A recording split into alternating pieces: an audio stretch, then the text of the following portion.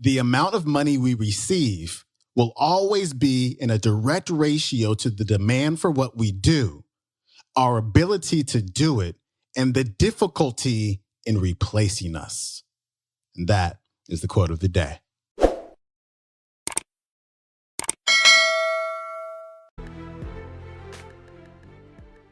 Welcome back to the Quote of the Day show. I'm your host, Sean Croxton of SeanCroxton.com. Today, we've got kind of a hybrid episode. It's a flashback finance Friday episode. And we're turning back the clock. We're going back to the 1950s, 1960s with Earl Nightingale. Of course, he is the co-founder of Nightingale Conant, the company who's so very generous to allow us to play a lot of these clips. And today, Earl is talking about a few things. He's talking about myths surrounding money. He's talking about why money is important. And he's also going to tell you about the 3 critical elements to earning more money.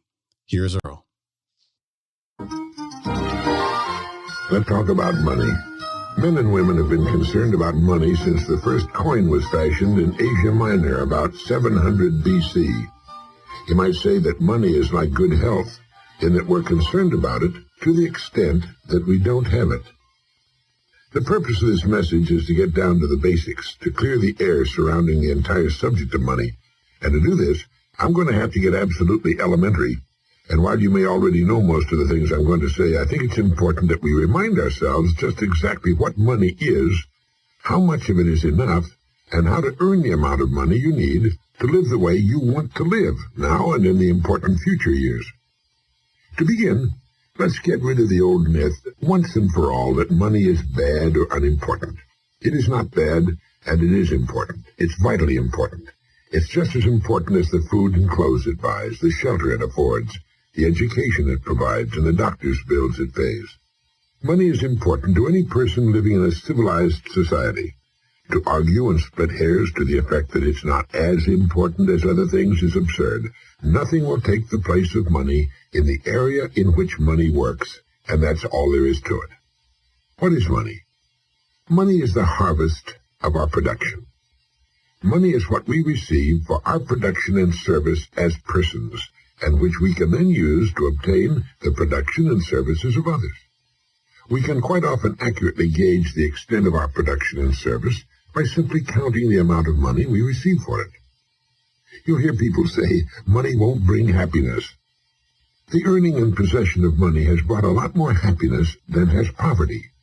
Money is a warm home and healthy children. It's birthday presents and a college education. It's a trip abroad and the means to help older people and the less fortunate.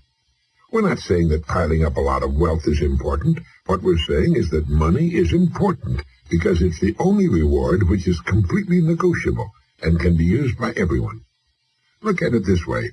A diamond is more valuable than a lump of coal, yet that's exactly what a diamond was at one time.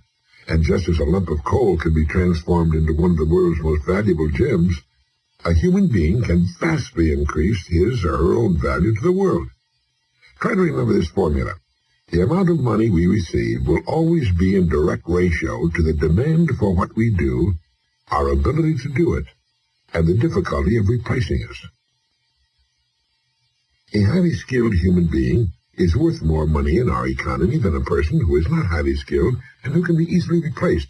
Now, this is not to say that one person is any better than any other person or more important. Remember that in this message, we're only talking about money, nothing else. A janitor is just as important as a human being as a brain surgeon, but the amount of money they'll earn will be proportional to the demand for what they do, their ability to do what they do, and the difficulty of replacing them. A person can be trained to clean and maintain a building in a few weeks, and replacing the person is not difficult. A brain surgeon spent many years learning his profession, often at great personal sacrifice and at extremely high cost, and he cannot be easily replaced. As a result, the surgeon might earn as much money in an hour as a janitor might earn in a year. Now, these are extreme cases used to show the relation of income to demand, skill, and supply, and this is as it should be. This is why there are few limitations on a person within his or her company and industry.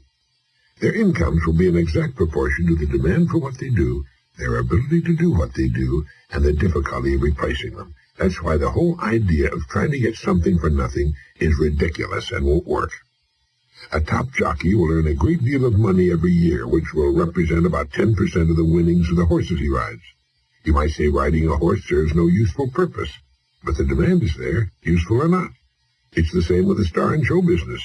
His or her income will very accurately reflect the demand for what he or she does. Now that's why preparation for life is so important. Luck has been defined, as we've mentioned, as what happens when preparedness meets opportunity. A great opportunity will only make the unprepared, the unqualified, appear ridiculous. For every one of us, opportunities are all around us. Our ability to see them will depend in large part on how well we've prepared ourselves. Now, how do you stack up in this regard? While this may sound elementary, you'd be amazed at the number of people who want more money but don't want to take the time and trouble to qualify for it. And until they qualify it, there's no way on earth for them to earn it. It's like the person who wants a good-looking figure but doesn't want to change eating habits. To 9/10 of the world's population, the average North American is already rich.